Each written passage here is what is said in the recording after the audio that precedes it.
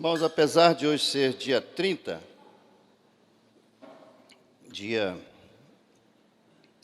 cravado aí pelo calendário eleitoral, para estarmos elegendo aquele que vai estar à frente, uma autoridade máxima do nosso país, mas amanhã, dia 31 de outubro, para nós, presbiterianos, cristãos, reformados, é uma data muito especial, porque celebramos mais um aniversário do dia da reforma, que ficou marcado, né? Esse dia foi denominado o dia da reforma protestante, porque Martim Lutero, nessa data, cravou nas portas da igreja do castelo, em Wittenberg, as suas 95 teses. Então, a partir de então, a história cravou que dia 31, então, seria lembrado como o movimento reformista do século XVI. E eu me propus a fazer uma abordagem mais histórica, num panorâmica mais histórico. Então, não pretendo fazer aqui grandes incursões teológicas, vou deixar para o Luciano fazer isso, ele é mais competente para isso, e nós vamos nos deter um pouco aqui nos elementos mais históricos que levaram até a reforma a acontecer, esse movimento na igreja, na Idade Média, nos séculos, naqueles séculos ali, 16, 15, por aí, e nós vamos tentar levar os irmãos a entender um pouco como é que foi esse movimento da reforma. Então, para isso, nós alguns que estudaram aqui no segundo grau, vamos relembrar alguns momentos que nós estudamos lá nos bancos escolares, sobre a história geral, sobre a história do mundo, e lá eles falam sobre a reforma. Claro que nós vamos dar aqui alguns toques mais voltados para a Bíblia, para o movimento religioso também. Mas para entendermos isso, nós vamos ler o texto indicado de Atos capítulo 2, versos 42 a 47, que vai nos dizer como estava a igreja no início. Com esse propósito que eu escolhi esse texto, porque aqui, no início da igreja, a igreja chamada primitiva, assim diz a palavra de Deus: perseveravam na doutrina dos apóstolos e na comunhão, e no partir do pão e nas orações. Em cada alma havia temor, e muitos prodígios e sinais eram feitos por intermédio dos apóstolos. Todos os que creram estavam juntos e tinham tudo em comum, vendiam suas propriedades e bens, distribuindo o produto entre todos, à medida que alguém tinha necessidade. Diariamente perseveravam unânimes no templo, partiam o pão de casa em casa e tomavam as suas refeições com alegria e singeleza de coração, louvando a Deus e contando com a simpatia do povo. Enquanto isso, acrescentava-lhes o Senhor dia a dia os que iam sendo salvos. Então nós vemos aqui uma igreja funcionando, uma igreja estabelecida, uma igreja que tinha a sua forma, uma igreja que perseverava aqui na doutrina dos apóstolos, é o fundamento básico aqui, a igreja perseverando, seguindo, obedecendo, divulgando, vivendo essa doutrina pura deixada pelos apóstolos, ensinada pelos apóstolos, e a igreja ia bem, a igreja vivia com a graça de Deus, com o poder de Deus sendo manifestado, os milagres acontecendo, a igreja se expandindo, as coisas indo muito bem, graças a Deus. Uma igreja simples, um evangelho puro e simples. Tanto é que uma característica dessa igreja, a gente vai ver aqui, logo no capítulo 3, quando aquele coxo na porta do templo pede uma esmola, E qual é a resposta de Pedro, chamado o primeiro Papa, por alguns que nós vamos ver que isso é errado?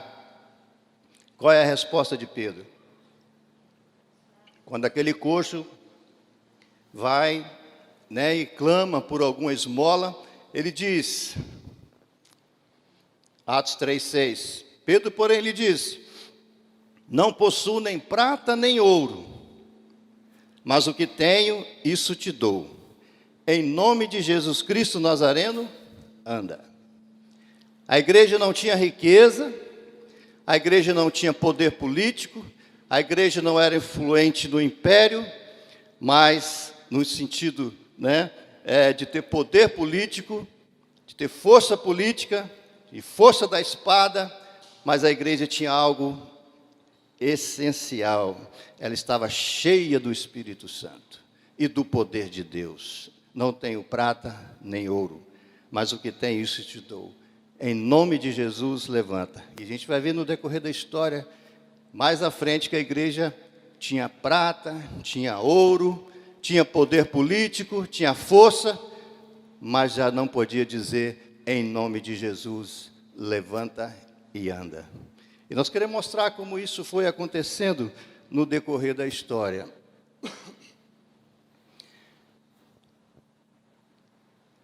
Irmão, se não der tempo, desculpa, se não der tempo, a gente termina na quarta-feira, se Deus quiser. Porque a história é grande, a gente vai tentar, saltar alguns momentos. Mas a gente vê lá no livro de Daniel 6, por ali, os impérios que Daniel, na visão que teve, se sucederiam no mundo de então. O Império Assírio tomou Israel, depois a visão de que viria o Império Babilônico, com Nabucodonosor e seus reis. Depois do Império, a visão diz que viria o Império Medo-Persa, com Dario, com Ciro. Depois desse império, a Bíblia já não é cronologicamente coincide, mas depois vem o Império Grego, com Alexandre o Grande, e nesse interregno de Malaquias e Mateus, ao período chamado interbíblico, de 400 anos, e nesse tempo o Império Grego domina o mundo, a cultura grega avança, domina, e nesse tempo aparece muitos governadores, vão se interceder, um sucede ao outro, e existe a revolta dos Macabeus, Judas Macabeu, uma família de judeu, que dominam por um certo tempo, mas depois a Bíblia diz que viria o Império Romano, e Pompeu, então, conquista Jerusalém, anexando a Palestina ao Império, no ano 63. E Herodes é nomeado aqui como governador da Palestina. Nesse tempo, sendo Augusto o imperador, nasce Jesus, e o governador é Tibério, César. Nesse tempo acontece o batismo, a morte e a ressurreição de Jesus, quando Tibério é o governador da Palestina.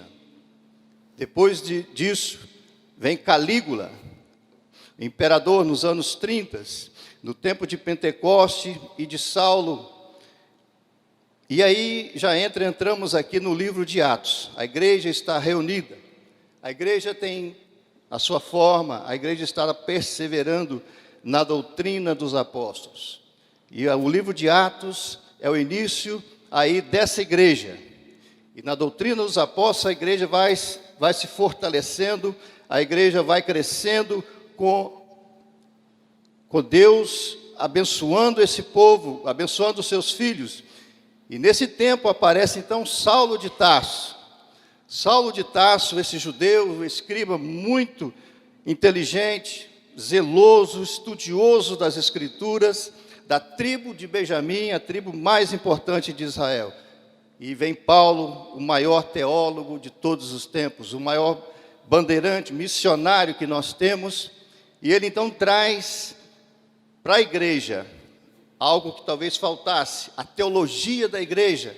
E ele escreve Romanos, Gálatas, Efésios e as outras cartas. Então, em Romanos, Gálatas, Efésios, alguns atribuem Hebreus também a Paulo. A igreja então agora está com doutrina e uma teologia muito bem feita, muito bem embasada, muito bem explicada, muito biblicamente correta.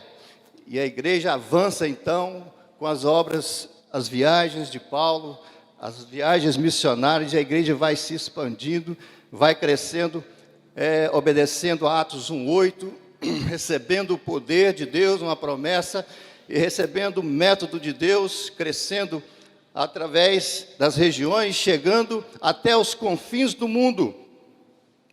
E nos 50 anos, o evangelho sai de Jerusalém e chega a Roma com Paulo. Mas o livro de Atos, então, encerra. E encerra propositalmente porque a história continua acontecendo. Os atos do Espírito Santo, que é os atos registrados em Atos, eles continuam na história. E hoje nós podemos dizer que nós continuamos a escrever o livro de Atos. Até hoje, esse livro está sendo escrito, os atos do Espírito Santo na história. Então aqui é uma fase importante a gente fazer um corte. Até aqui, os cristãos são perseguidos, a igreja é perseguida, mas num viés religioso. A igreja é perseguida pelos judeus. A igreja é perseguida aqui por ciúme dos judeus e zelo pelos judeus, até o ano 64. Mas agora ascende ao império um novo imperador chamado Nero, no ano 54. Nero é um homem cruel, é um homem devasso, é um homem violento, é um homem que manda executar qualquer um que estivesse no seu caminho, qualquer um que pudesse ser sombra para as suas pretensões, qualquer risco, ele não titubeava, mandava matar. Inclusive, mandou matar a própria mãe, para que vocês tenham ideia. Então, Nero é esse imperador cruel que agora domina o mundo de então. E no ano 64 acontece, no dia 17 de julho, acontece o grande incêndio da cidade de Roma. 6 dias e 7 noites. O incêndio assola Roma, 14 bairros de Roma, 10 são totalmente destruídos por esse incêndio. E aí, Nero encontra um álibi muito bom. Os quatro bairros que não sofreram muito dano, por providência de Deus, certamente, eram densamente povoados pelos cristãos. Então Nero vai dizer, foram os cristãos, Nero mesmo que pôs fogo, tá? Foram os cristãos que incendiaram Roma. E aí começa, irmãos, uma sangrenta perseguição.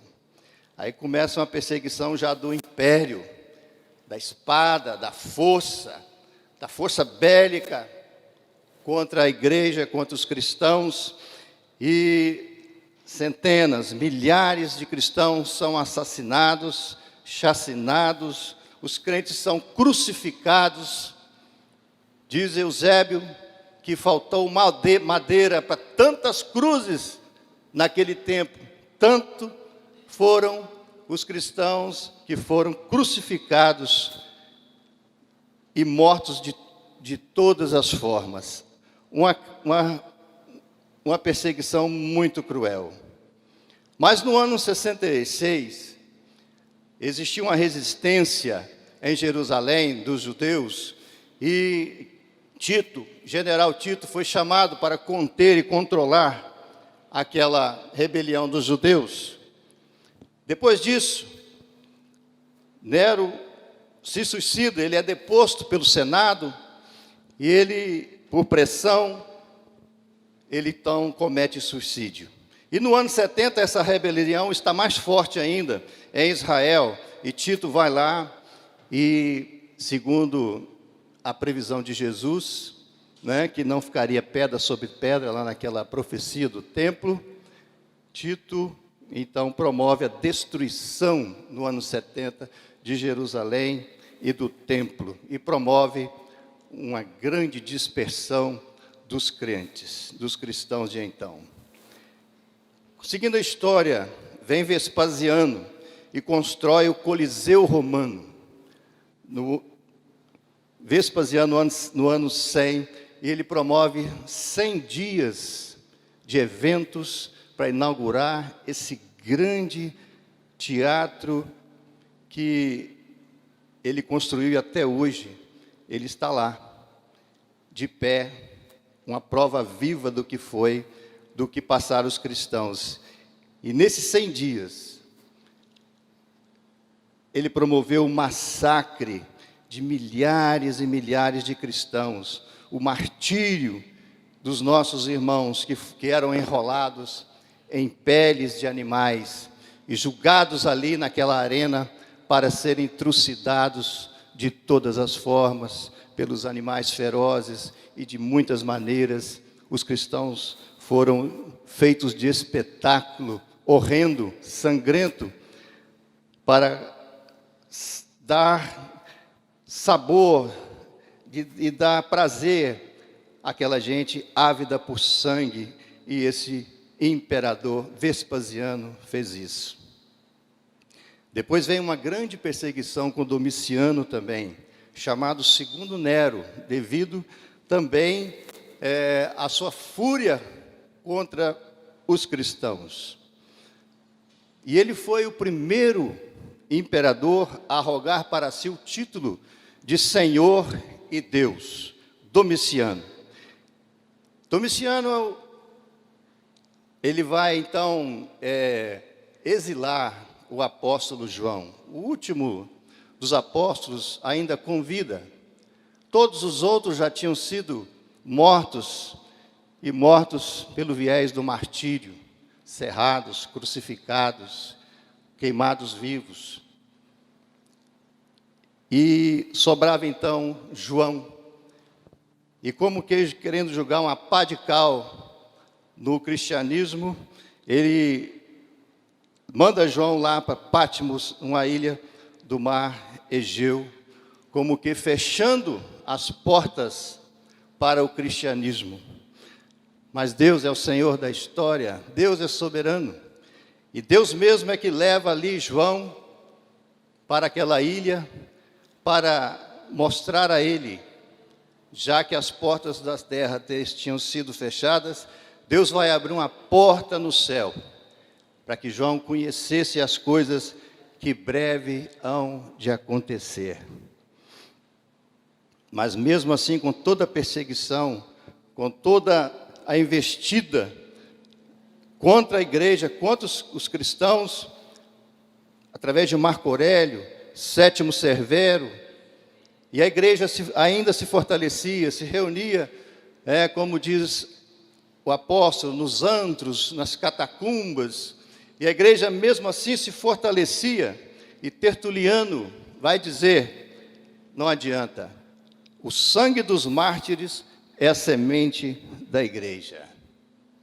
E aí parece que a coisa chega na cabeça dos imperadores, dos poderosos, e mudam a sua estratégia.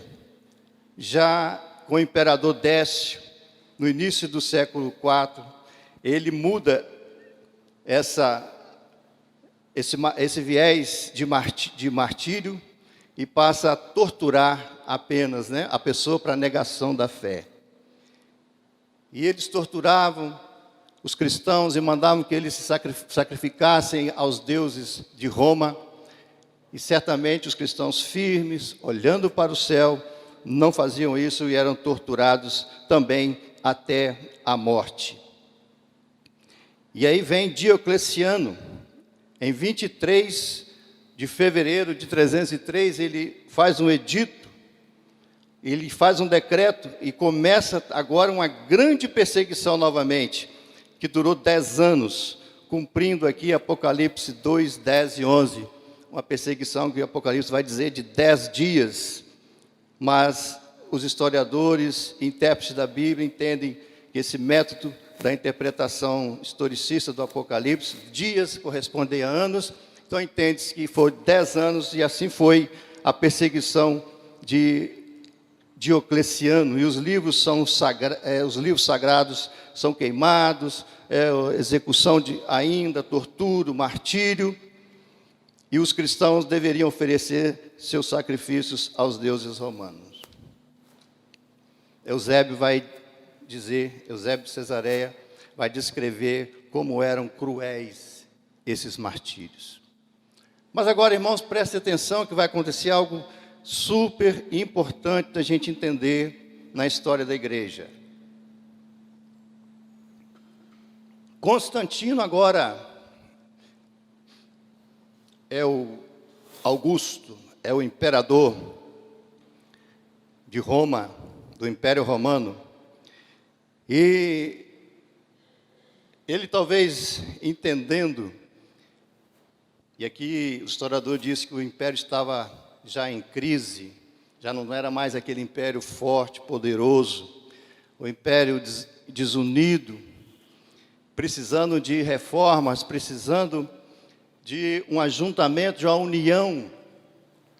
Ele com seu discípulo, ele vai ter uma ideia, ele vai querer unir todo mundo, querer provocar uma união de todo o império, e ele pensa que os cristãos poderiam ser também, seria talvez a estratégia melhor para unir o império em torno dele. E aí a história vai mostrar alguma coisa, mas talvez seja apenas marketing. Vai dizer que Constantino, então, teve uma visão numa ponte, e nessa visão ele via uma cruz nessa visão, e nela estava escrito um X e um P, estava escrito: com este sinal vencerás. In hoc signo vinces, com este sinal vencerás. E ele então diz que se ele vencesse aquela batalha, ele então promoveria a paz para os cristãos. E assim foi.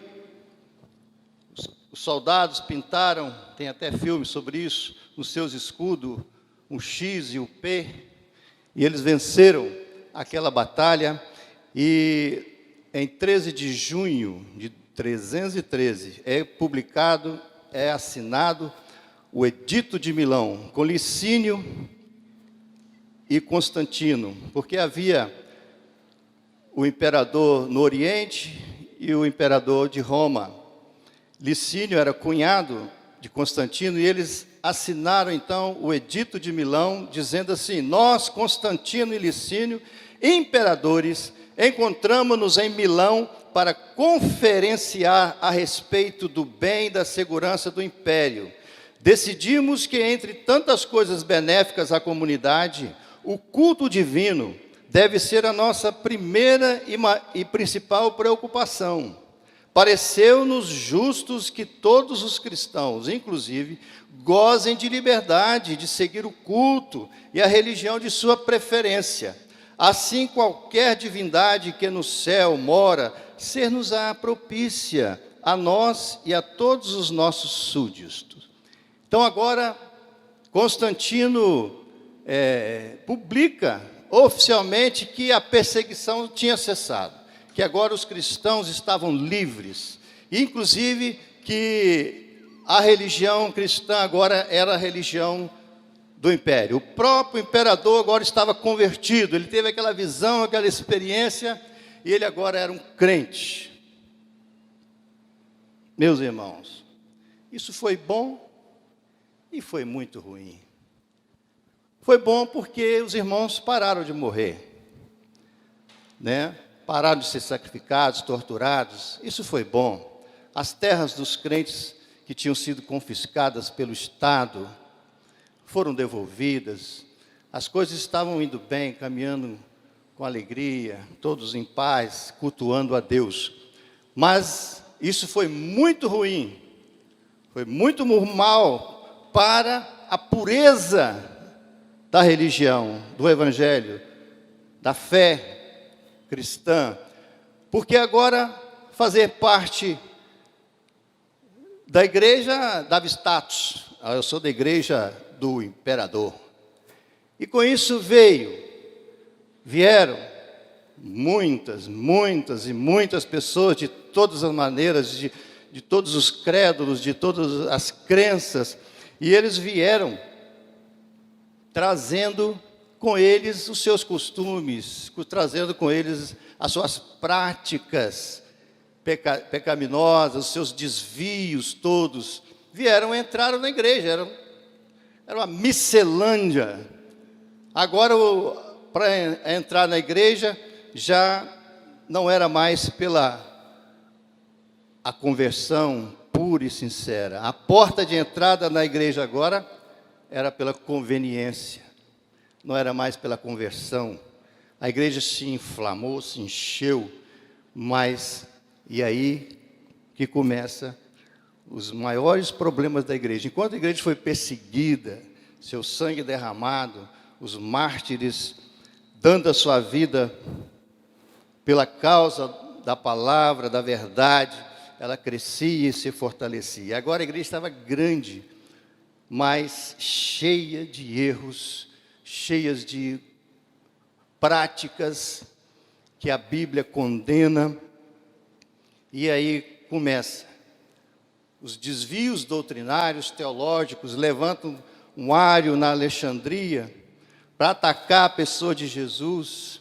É convocado o concílio de Nicéia, que derruba as teorias do ário. Depois precisou ter outro concílio de Constantinopla, porque estavam afirmando que Jesus não era Deus, Jesus era homem, que Jesus tinha nascido, morrido e não era Deus. Precisou um concílio, então, para dizer que Jesus era Deus. E nesse extremo de levar Jesus, dizer que era Deus, aconteceu outro extremo, que Jesus então não é humano. E aí vem outro concílio para dizer, concílio de Calcedônia, para discutir e chegar à conclusão de que Jesus é verdadeiramente homem. Ele é verdadeiramente Deus, é verdadeiramente homem. E aqui nesse tempo, 325, a igreja é chamada de igreja conquistadora. Aqui é que ela está identificada com o Estado. E começa a aparecer, então, as preces aos mortos, o sinal da cruz, a adoção de velas. Os bispos se auto-intitulam Papa. É fundada a igreja, então, católica romana. A primeira vez que ela é denominada Igreja Católica Romana foi no ano de 337. Não existia outra igreja, era a igreja dos apóstolos. E aí começa a veneração dos santos, dos anjos. A igreja vai se desviando. A igreja passa a denominar-se católica, que quer dizer universal. Começa a celebração diária de missas. E Gregório, no ano de 593, já implanta uma doutrina que vai ser muito importante na reforma, que é a doutrina do purgatório. Depois nós vamos falar sobre isso. E começa também a introdução do latim. Não se falava, as missas não era na língua do povo, era no latim.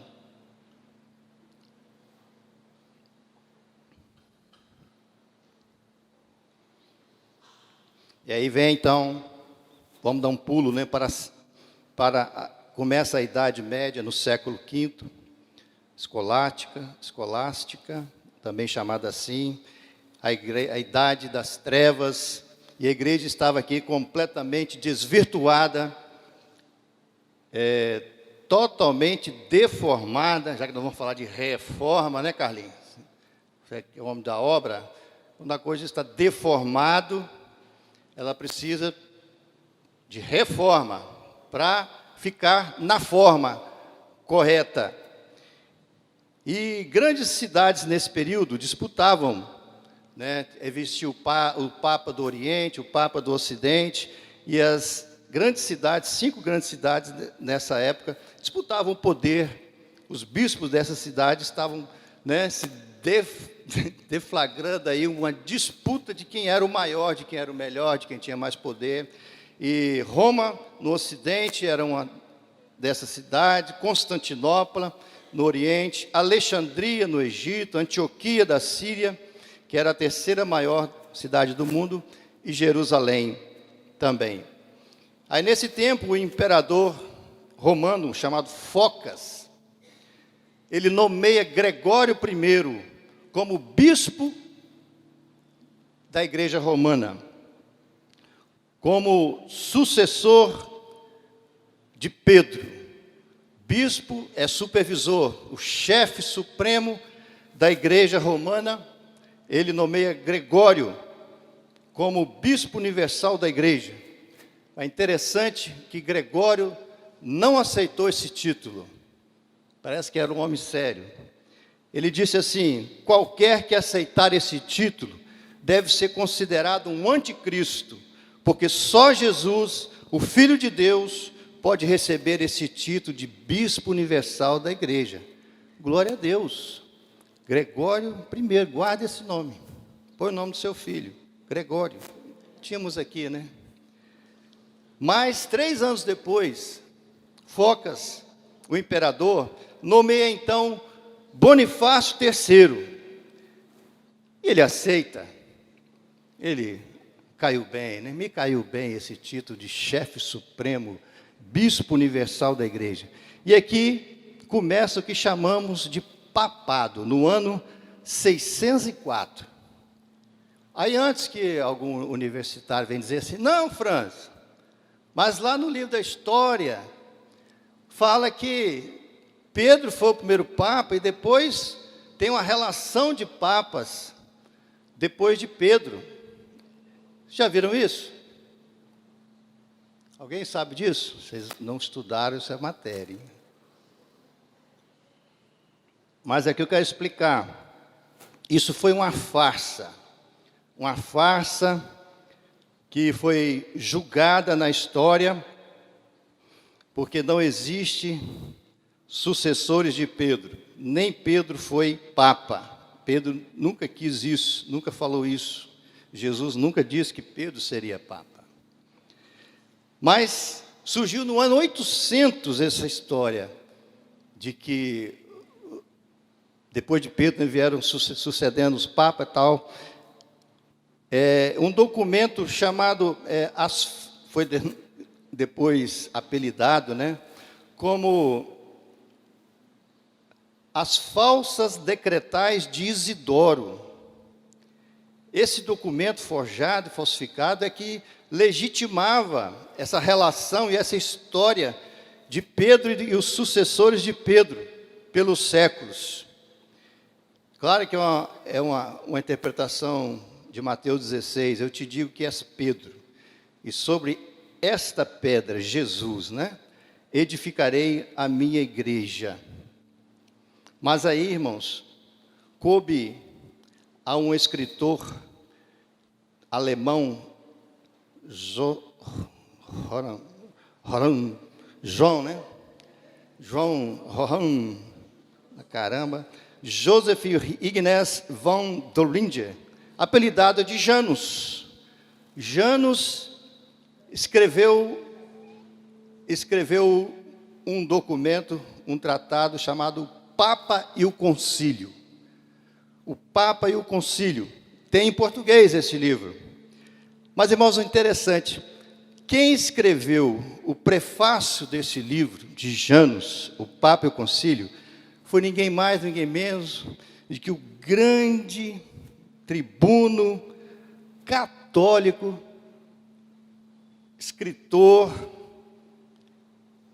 ele que traduziu o Papa e o Concílio para o português, foi Rui Barbosa, esse baiano que escreveu o prefácio. Agora, pasmem, a obra, 70% da obra é o prefácio. Se você lê o prefácio, você já leu a obra toda. Onde esse católico baiano desbanca essa teoria, ele mesmo, de que Pedro é o primeiro Papa e que veio, depois disso, a sucessão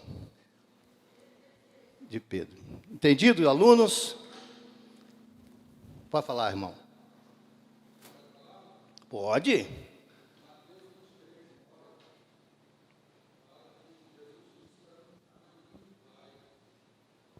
Amém.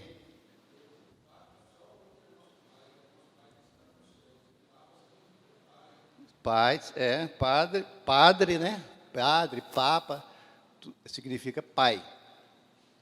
A ninguém chamei de pai, né? A não ser o verdadeiro. Mas, irmãos, vocês vão tendo essa ideia desse desvio que a igreja, então, vai permitindo por briga de poder, por luta, né, por força política.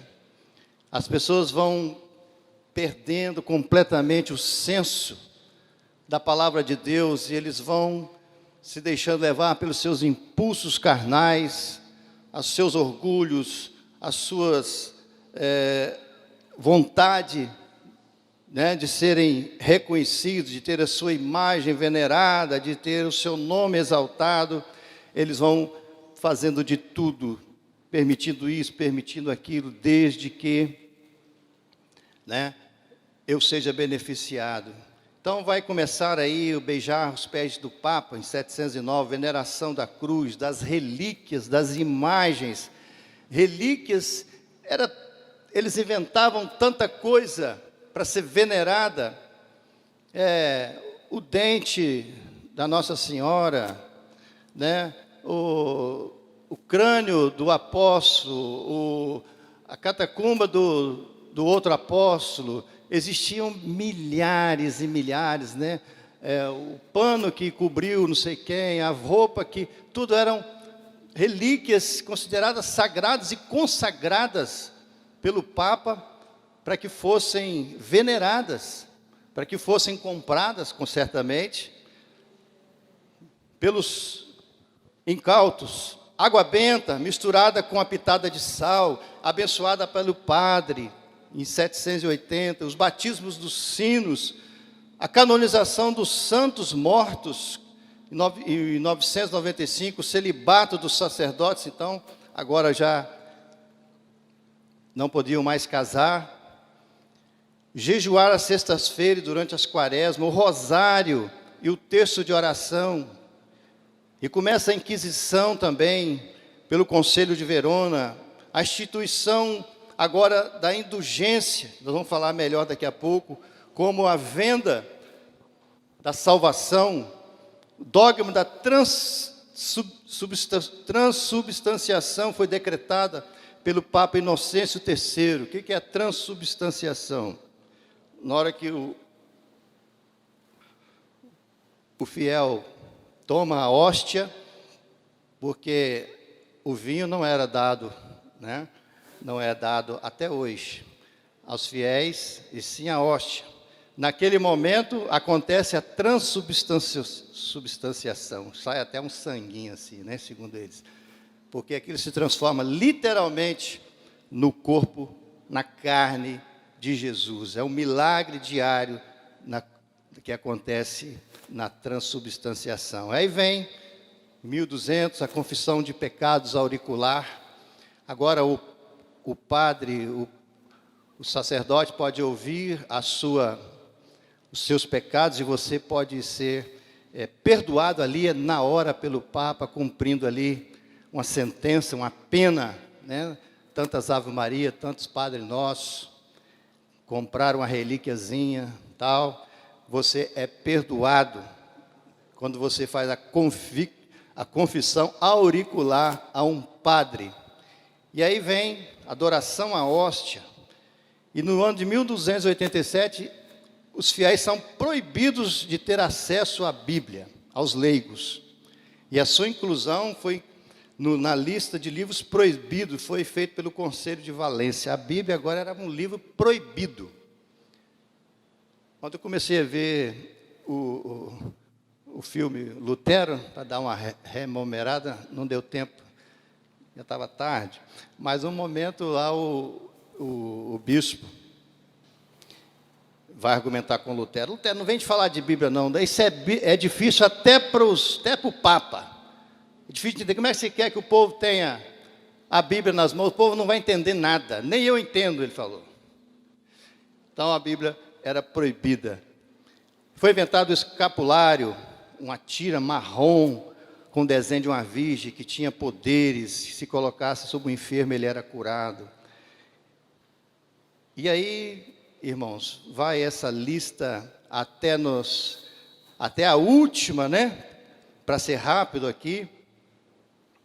Mas é importante dizer que no Conselho de Trento, em 1545, a tradição católica foi elevada pelo pontífice como o mesmo poder e autoridade da Bíblia. A tradição, aquilo que contaram, né, os antigos, os pais, a história, tem força de doutrina, tal qual a palavra de Deus.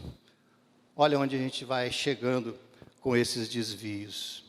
E aí foram incluídos livros apócrifos também no Conselho de Trento. Foi decretada a infabilidade papal, ou seja, o Papa não erra.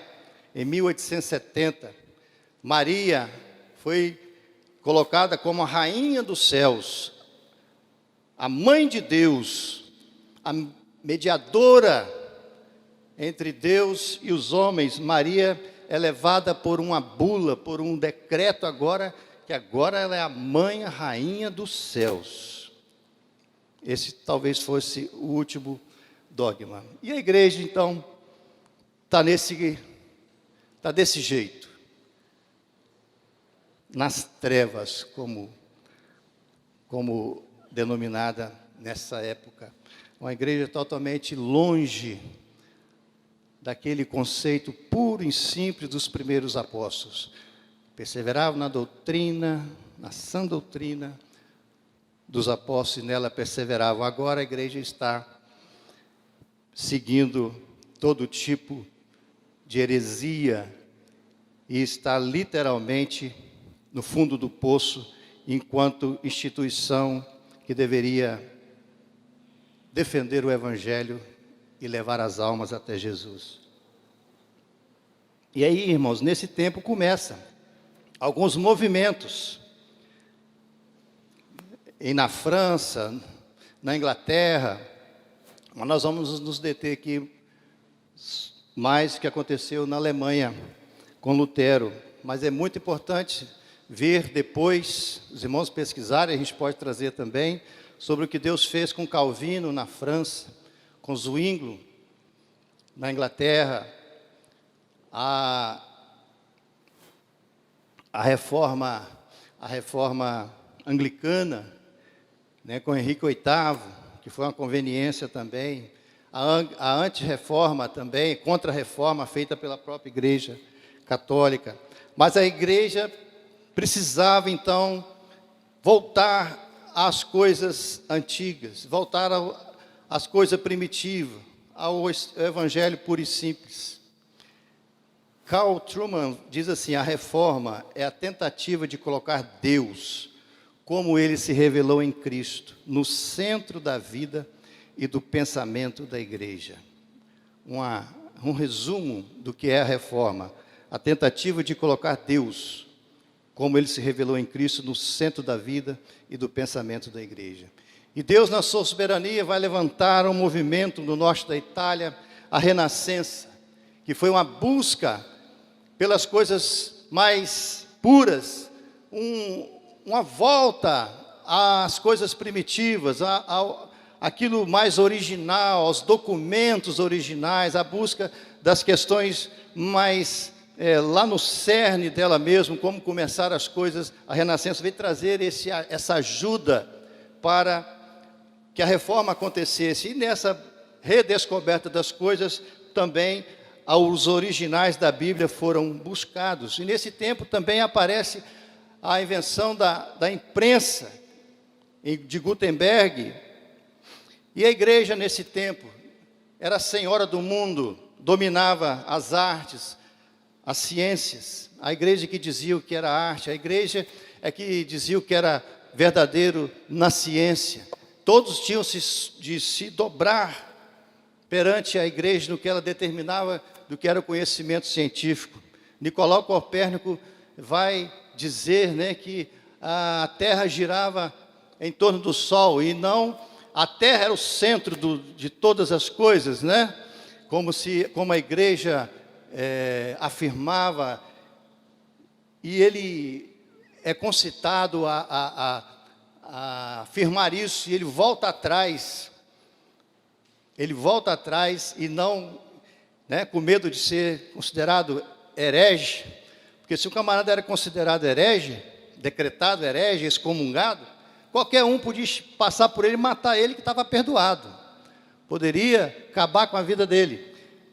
E ele então não leva isso à frente, mas o seu discípulo, Galileu Galilei, vai então dizer e confirmar essa teoria de que não é a Terra o centro de tudo, né? Ela gira em torno do Sol. O Sol que é o centro da galáxia, etc.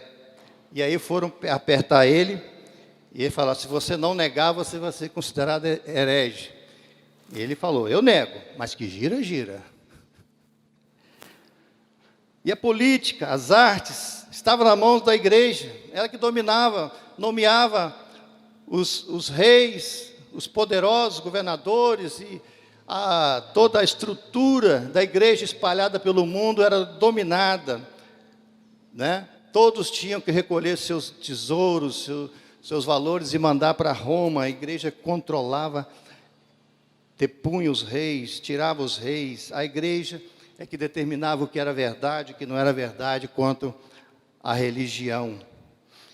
E então, nesse tempo, irmãos, veio a peste negra e dominava então nessa época, antes ainda da reforma, um clima muito pesado de julgamento.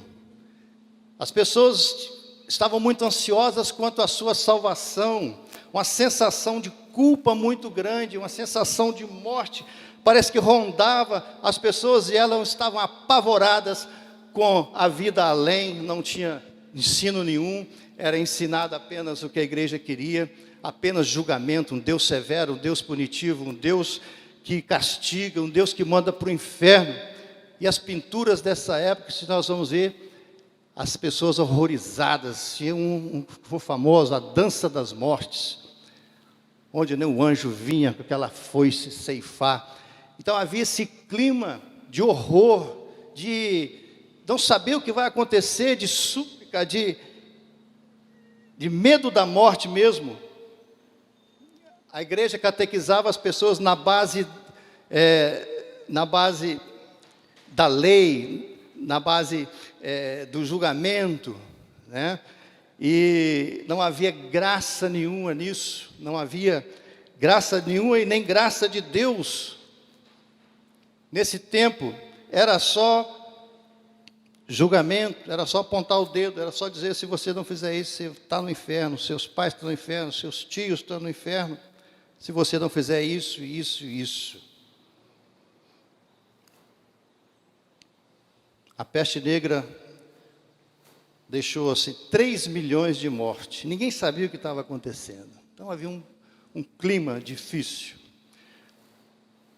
Mas antes de Lutero apareceu John Cliff, na Inglaterra, em Oxford. Ele traduz a Bíblia para o inglês. Surgiram assim movimentos de protesto contra muitos ensinos e práticas medievais, mas ficava muito regionalizado. Um deles foi encabeçado por John Wycliffe, em Oxford.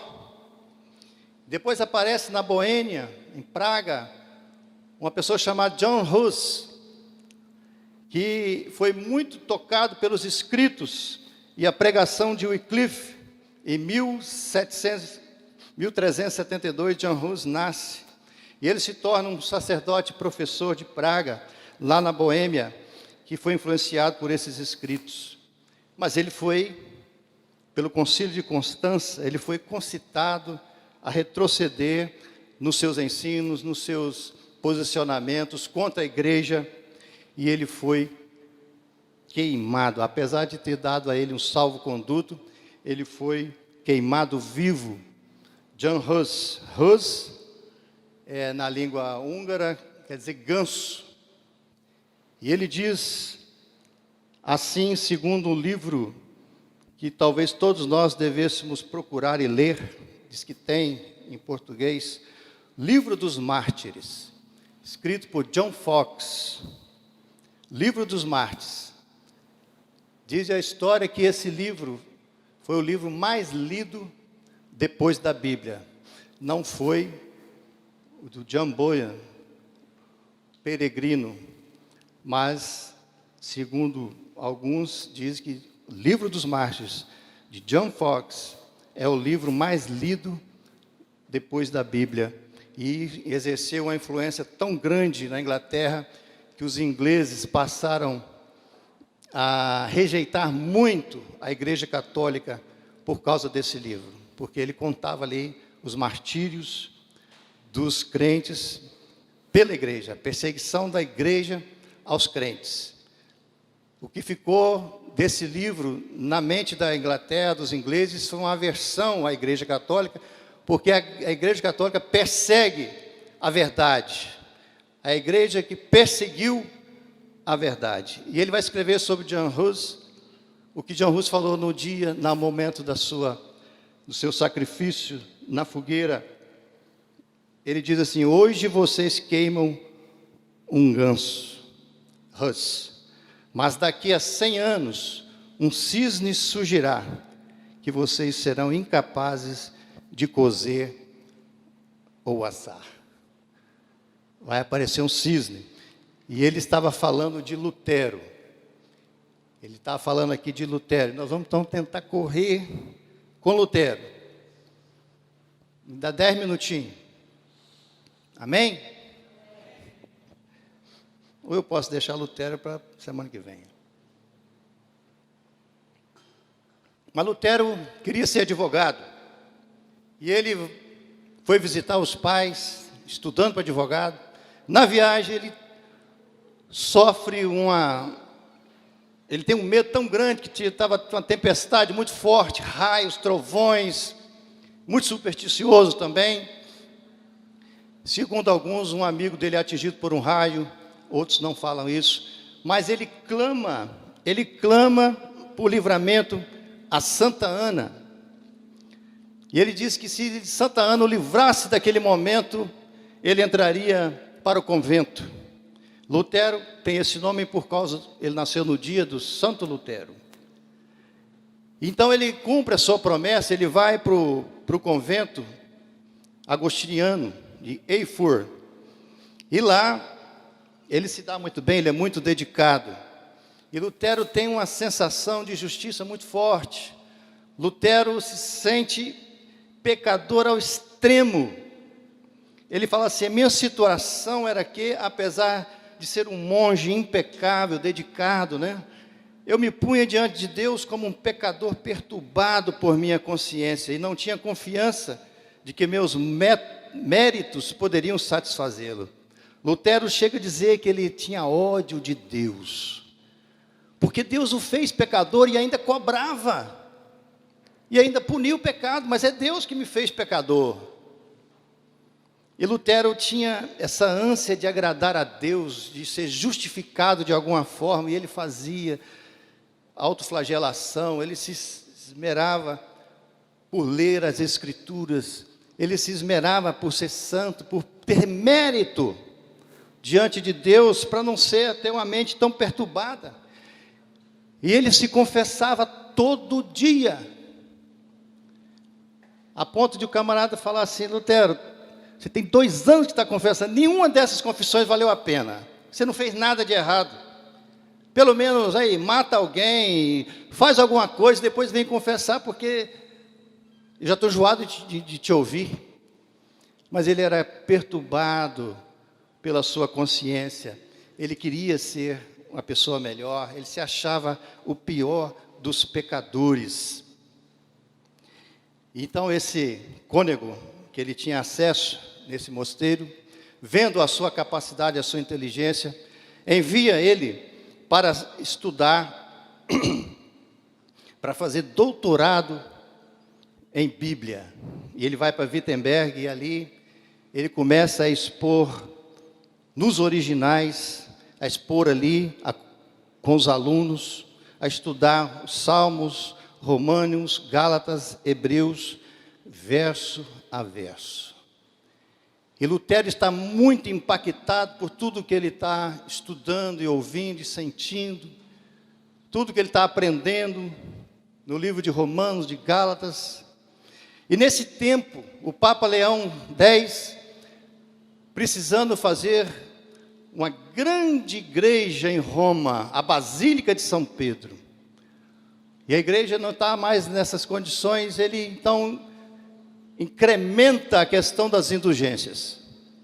E ele então manda para os 4 cantos da terra os seus vendedores de indulgência. E para a Alemanha vai um tal de Johann Tetzel, que começa a pregar, começa a falar sobre a necessidade das pessoas irem para o céu através, de um modo muito fácil, da venda das indulgências. Irmãos, indulgências tem até hoje. Os irmãos lembram que na pandemia, o Papa Francisco, no dia 27 de março do ano de 2020, ele proclamou a bênção Urbi et Orbi, ou seja, à cidade de Roma e ao mundo e a todo o universo, a bênção que perdoaria os pecados de toda a humanidade, uma absolvição. Segundo o Vaticano, isso se chama indulgência plenária, que é a bênção coletiva, uma absolvição coletiva, sem necessidade de uma prévia confissão. Então, com a pandemia, com o coronavírus, a igreja decidiu oferecer o perdão a todos os fiéis que estavam doentes, os profissionais de saúde, parentes, pessoas que se expunham ao risco, para ajudar os infectados. A indulgência é a remissão diante de Deus de uma pena temporal devida pelos pecados, já perdoados quanto à culpa. Mas o fiel, devidamente disposto em certas e determinadas condições, alcança por meio de graça, o qual, como dispensador da redenção, distribui e aplica com autoridade os tesouros das satisfações de Cristo e dos santos. Eles confiavam para fazer as indulgências nos méritos de Cristo e dos santos. Então o Papa Francisco foi uma imagem até comovente, ele sozinho, com a tenda ali na Basílica, sem ninguém, ele dá essa indulgência de âmbito universal durante a pandemia. Então, assim, essa indulgência foi proclamada por Tetzel ali na Alemanha, e as pessoas se sentiram muito comovidas com a pregação de Tetzel para vender as indulgências. Tetzel estava dizendo: olha, seu pai, sua mãe está lá no inferno, no purgatório, sofrendo há centenas de anos, e vai ficar ali por milhões de anos, mas você pode tirá-la dali, você pode dar um jeito, você pode dar uma qualidade melhor aos seus parentes, e você pode tirar dali através disso aqui, um documento. Se você tiver esse documento, você vai tirar o seu pai, a sua mãe, o seu filho do purgatório. E as pessoas humildes colocavam ali então os chiles, os ducados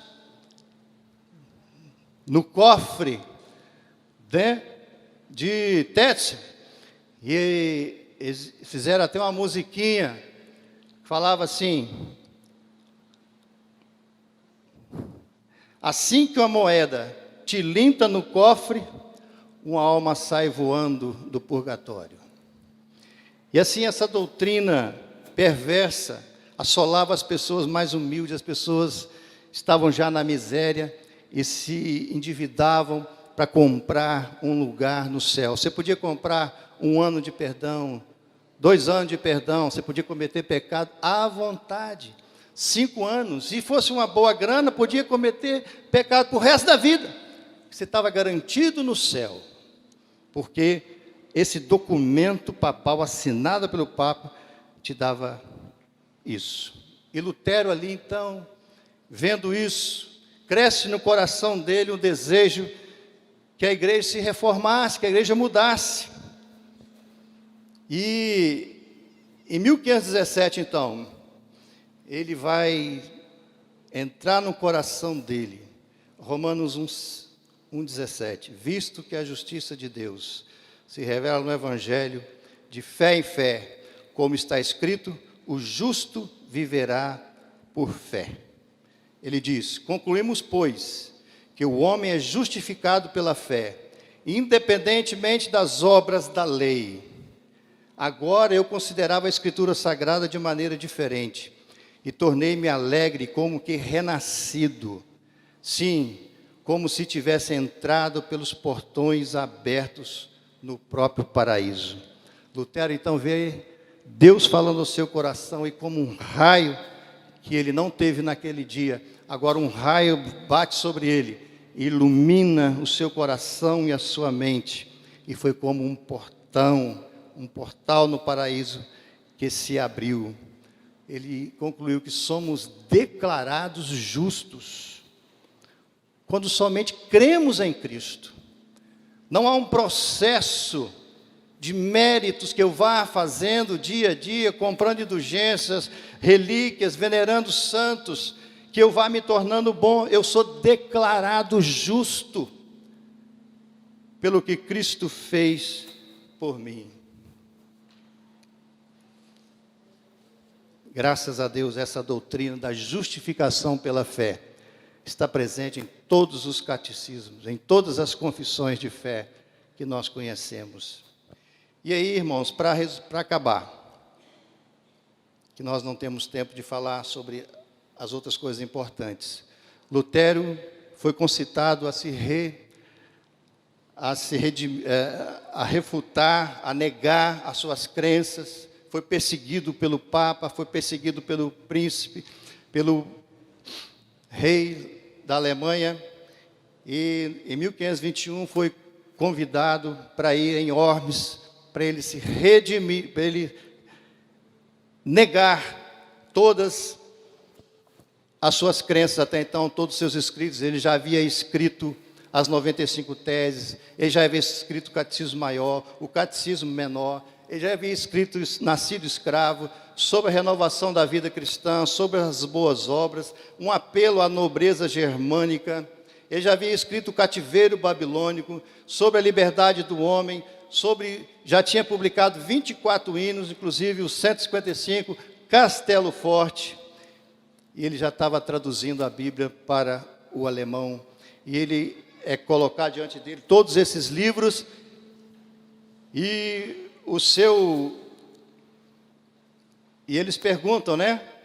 Esses escritos, tratados, teses, são suas? Ele disse, são minhas. Você nega esses escritos? E Lutero, então, vai, né? Ele pede mais um dia, ele pede tempo, então dão mais um dia para ele, e no outro dia, eles chamam novamente Lutero, 18 de abril de 1521, e fala, Lutero, essas obras são suas, você nega essas obras, seus escritos, senão você vai ser considerado herege pelo Papa Leão X. Então Lutero diz: a não ser que eu esteja convencido pelo testemunho das Escrituras, ou por uma clara razão, pois não confio nem no Papa, nem nos concílios, visto que é bem sabido que eles têm errado frequentemente e se contradizem. Estou preso às Escrituras, que eu tenho citado, e minha consciência é cativa à palavra de Deus. Não posso negar, eu não negarei nada, pois não é seguro nem direito ir contra a consciência. Não posso fazer de outro modo. Que Deus me ajude. Amém. Então Lutero permaneceu firme. Lutero, depois disso, é caçado, mas ele encontra refúgio, ele casa, ele vai continuar traduzindo a palavra de Deus para o alemão. E a nossa história, irmãos, o mundo mudou por causa de homens como esse. A influência de Lutero na economia, nas artes, na cultura principalmente, na língua alemã, nas doutrinas que nós cremos, na igreja que veio depois de Lutero, fala até hoje. Para encerrar, a igreja precisa continuar a sua reforma. Esse era um princípio dos reformadores. A igreja precisa constantemente se vigiar. Nós, como cristãos, precisamos olhar para dentro de nós mesmos e ver o que precisa ser reformado no nosso coração. Onde nós estamos errados, segundo a palavra de Deus. Para que possamos ter comunhão verdadeira, nós precisamos, irmãos, vigiar, orar e buscar em Deus. Estarmos fazendo aquilo que é correto, fazendo aquilo que é direito, seguindo a sã doutrina dos apóstolos, perseverar nos ensinos puros. Esquecermos, irmãos, do mercado teológico que hoje nós temos, das novidades, e nos centrarmos tão somente na palavra de Deus. Quem assim faz não erra jamais. Vamos ficar de pé. Que Deus nos abençoe e nos faça ver que só a Escritura é a palavra de Deus, que só a fé nos conduz ao Pai, que só Jesus é o único mediador, que somente pela graça somos salvos, e toda glória ao nome de Jesus.